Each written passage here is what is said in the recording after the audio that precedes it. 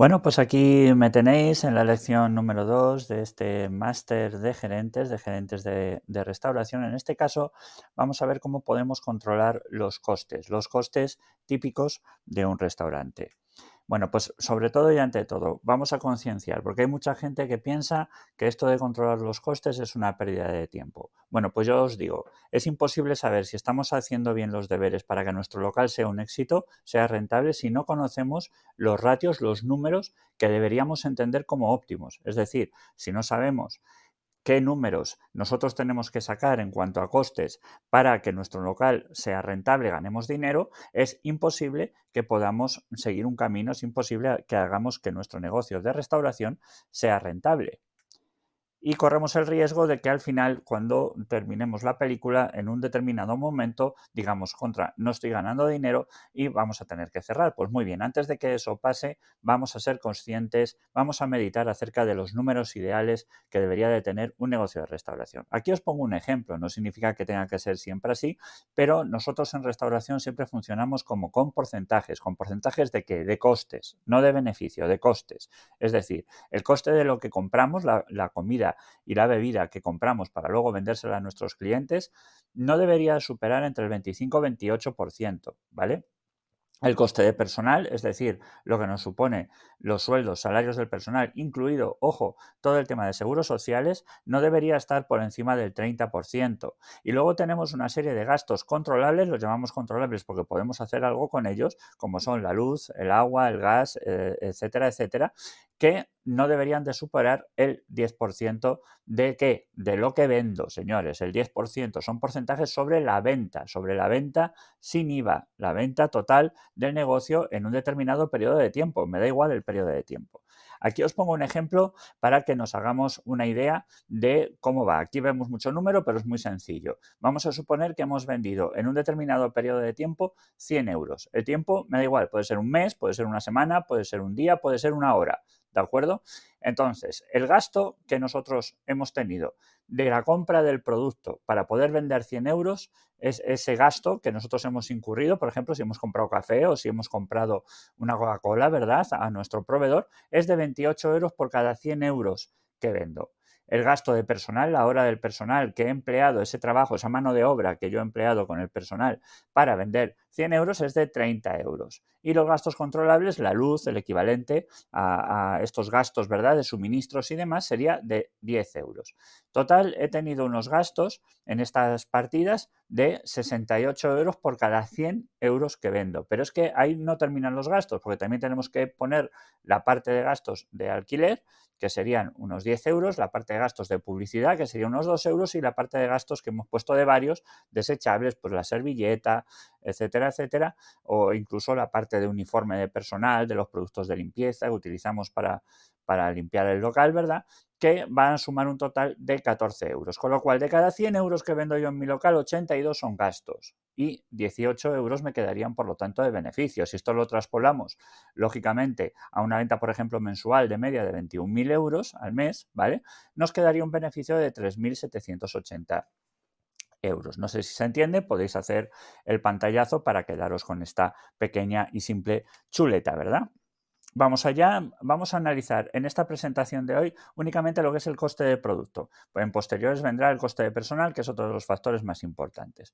En cuanto al coste de producto, ¿cómo se calcula el coste de producto? Pues vamos a utilizar una fórmula, ¿vale? Es decir, el coste de las compras, lo que nos hemos gastado en comprar la comida y la bebida, dividido entre las ventas, y luego lo vamos a multiplicar por 100. ¿Por qué por 100? Porque queremos que esta partida sea un porcentaje. A partir de ahora vamos a trabajar siempre con porcentajes para calcular cuáles son los objetivos, los indicadores de nuestro negocio de restauración, ¿vale? Pues vamos allá. Entonces, en un ejemplo, para que veamos, si nosotros hemos comprado, por ejemplo, como hemos visto en el ejemplo anterior, ¿verdad?, hemos gastado en comida y bebida para luego venderla unos 28 euros y hemos vendido a nuestros clientes por un importe total de 100 euros, resulta que nuestro coste de producto, por lo tanto, es multiplicando, como hemos visto en la anterior fórmula, ¿verdad? Coste de las compras entre las ventas multiplicado por 100.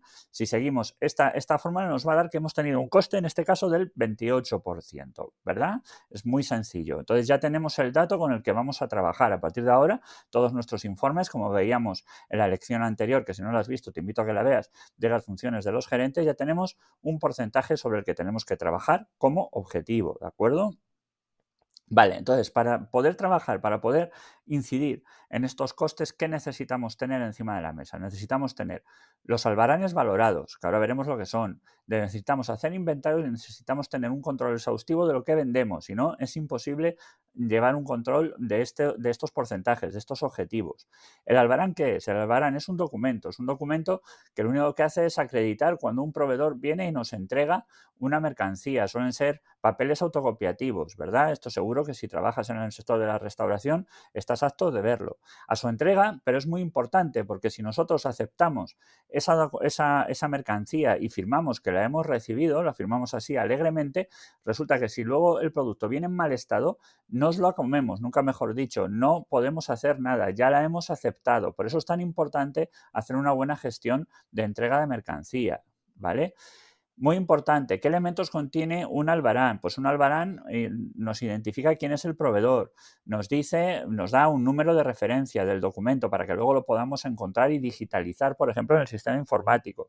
Nos pone cuál es la fecha y el lugar en la que hemos entregado el pedido, la identificación de los productos entregados, la cantidad, el peso, ¿vale? La firma del cliente, el cual dice, oye, sí, yo lo he recibido, entonces firma una persona con su nombre y apellidos, ¿vale? Para que podamos identificar quién ha sido el receptor. Y finalmente, y esto no lo suelen traer muchos albaranes, pero yo recomiendo que hablemos con nuestro proveedor para que sí que nos lo pongan en el albarán cuál es el precio unitario, el precio por el cual hemos comprado el producto y luego desglosado los impuestos y los descuentos si se aplica. Muy, muy importante, ¿vale? Que incluya todos estos puntos un albarán para que podamos gestionar luego el coste de producto, ¿vale? Entonces, ¿cuáles serían las fórmulas para que nosotros podamos trabajar? Es muy importante que hagamos inventario.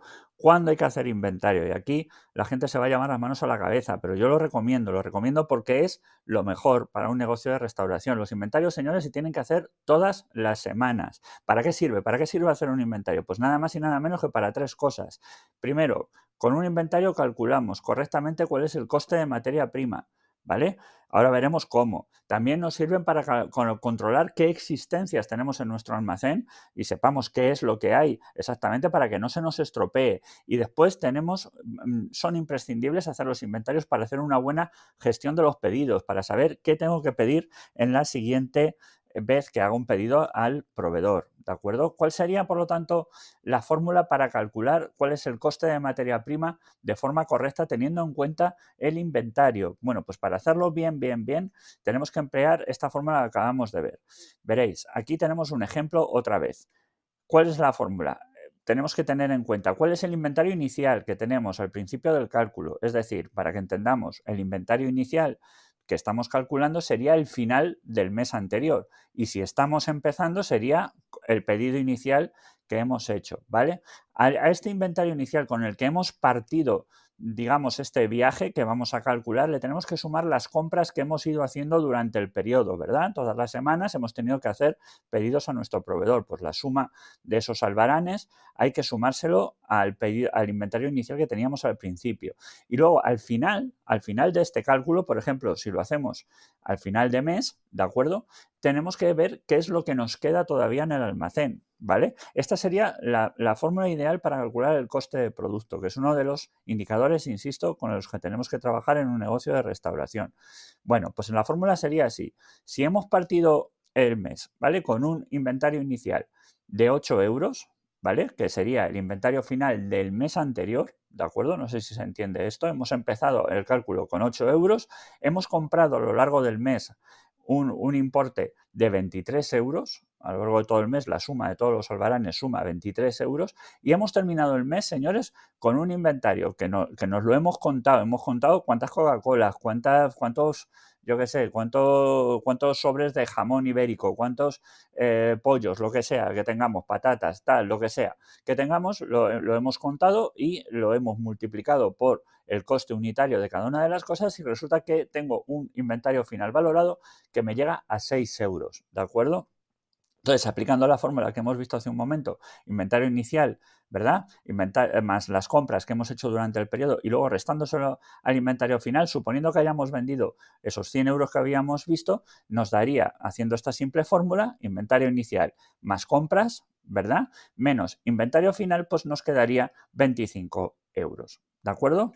Repetimos, inventario inicial, 8 euros. Compras que hemos hecho en el periodo, 23 euros, ¿vale? Inventario final que tenemos al final del periodo, 6 euros, ¿de acuerdo? Pues haciendo esta simple fórmula nos va a dar que tenemos 25 euros. Si aplicamos la fórmula para saber cuál es el coste de materia prima, entonces tendríamos que dividir 25 entre 100 y luego multiplicarlo por 100, como hemos visto hace un momento, me daría un coste de materia prima del 25%. Espero que se entienda.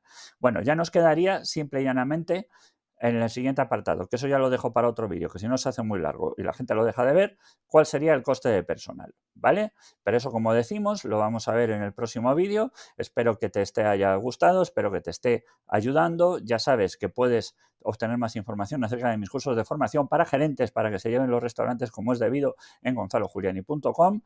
Ya sabes que me dedico, por lo tanto, a la formación colaborativa de gerentes de restaurantes. ¿Qué significa colaborativa? Pues que no me voy, que estoy ahí, que ayudo hasta que se implementen todos los sistemas y, por favor, si te interesa acceder a más contenido gratuito de este tipo, suscríbete y dale a la campanita. Aquí estamos, un saludo, nos vemos en el próximo vídeo.